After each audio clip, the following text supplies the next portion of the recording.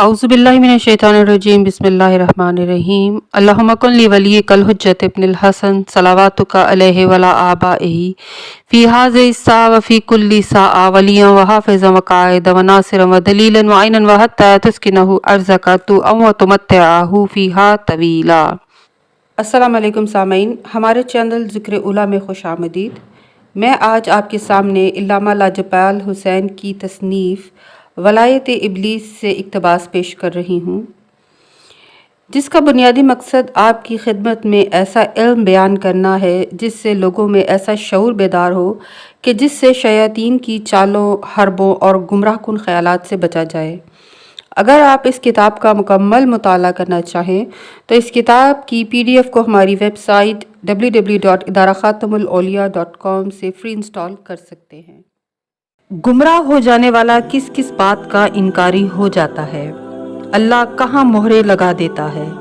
गाफिल कौन है? जिस्म का इमाम कौन सा उज़्व है? कुफर वजह मोहर है। ख़तमल्लाहि अला क़ुलूबिहिम व अला समइहिम व अला अब्सारिहिम। अल्लाह ने उनके दिलों और समात पर मोहर कर दी है और उनकी आंखों पर पर्दा है और उनके लिए बहुत बड़ा अजाब है। इससे पहली वाली आयत में अल्लाह ने इरशाद फरमाया है, इन्नल्लज़ीना कफ़रू, वो लोग जिन्होंने कुफर इख्तियार किया।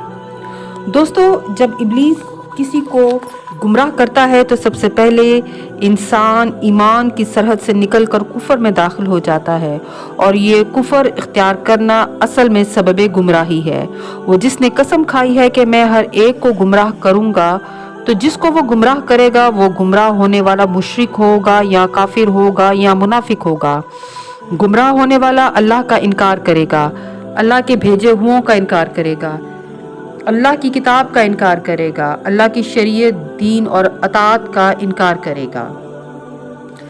दोस्तों, अल्लाह कहता है कि मैं इन्हीं लोगों के कलूब पर मोहर लगा दूंगा, यानी जहां जहां इब्लीस की रसाई है वहां वहां अल्लाह मोहरे लगा देता है।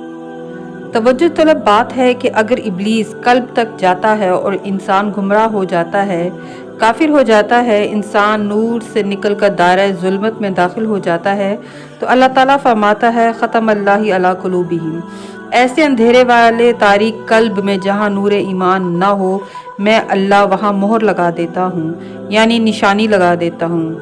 लेकिन यहीं पर सूरह नहल की आयत 106 से 108 में अल्लाह ताला इरशाद फरमाता है, लेकिन वो जो खुले दिल से कुफर करे तो ऐसे लोगों पर अल्लाह का अजाब है, उनके लिए बड़ा सख्त अजाब है। ये इसलिए कि उन्होंने आखिरत पर दुनिया की ज़िंदगी को पसंद किया और अल्लाह कौम काफिरीन की हदायत नहीं करता।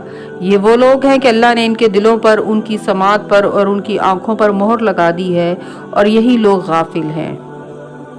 दोस्तों, यहाँ पर लफ्ज़ इस्तेमाल हुआ उलाइकल्लज़ीना तबा अल्लाह अला क़ुलूबिहिम वला समइहिम वला अब्सारिहिम व उलाइका हुमुल गाफिलून। यही वो लोग हैं कि अल्लाह ने इनकी आंखों, दिलों और समात पर मोहर लगा दी है और यही लोग गाफिल हैं।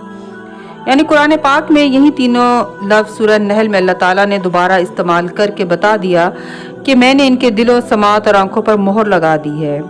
फिर इनकी सिफ़ात बयान की कि जो गुमराह होते हैं, इनकी सबसे बड़ी सिफ़त ये है कि यही लोग गाफिल हैं।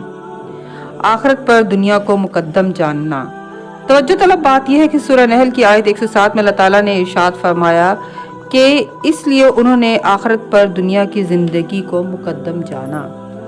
यानी ये बात साबित होगी कि मोहर याफ्ता कल्ब की सबसे बड़ी निशानी ये है कि वो दुनिया की ज़िंदगी को आखिरत की ज़िंदगी पर मुकद्दम जानता है। अल्लाह कौम काफिरीन की हदायत नहीं करता, क्योंकि कुफर की वजह से वो दुनिया को ज़्यादा पसंद करते हैं। दोस्तों, आपको मालूम है कि शैतान यानी इब्लीस को जो मोहलत अल्लाह ने अता फरमाई थी वो दुनिया की ज़िंदगी थी। यानी दुनिया के अंदर शैतान ज़्यादा से ज़्यादा इंसान को गुमराह कर सकता है। इस दुनिया के अंदर वक्त मालूम तक की मोहलत शैतान को मिली है। इसके बाद शैतान जहन्नुम में जाएगा। लिहाजा मानना पड़ेगा कि शैतान जिनको गुमराह करता है वो लोग जब इस मर्ज़ में गिरफ्तार होते हैं तो वो दुनिया ही को पसंद करते हैं और दुनिया को आखिरत पर तरजीह देते हैं। इनके अंदर भी वही शैतान वाले औसाफ पैदा हो जाते हैं। इसीलिए मौला अली अलैहिस्सलाम ने दुनिया को 3 तलाक़ें दी थी, क्योंकि दुनिया इब्लीस का घर और जन्नत है। अल्लाह इनसे हदायत को सल्ब कर लेता है जब वो दुनिया को आखिरत पर तरजीह देते हैं। जब वो कुफर इख्तियार करते हैं, इनके कल्ब पर मोहर लगा देता है। इब्लीस जानता है कि आखिरत में इसका कोई हिस्सा नहीं है क्योंकि वो अबदी जहन्नमी है। इस दुनिया में इल्म हासिल करने के ज़राए समात और बसारत हैं। अगर ज़ाहरी लिहाज से बात की जाए तो ये दोनों ताकतें इल्म हासिल करने के लिए इल्मी मवाद को जमा करके कल्ब के हवाले करती हैं। इसीलिए कल्ब जिस्म का इमाम होता है।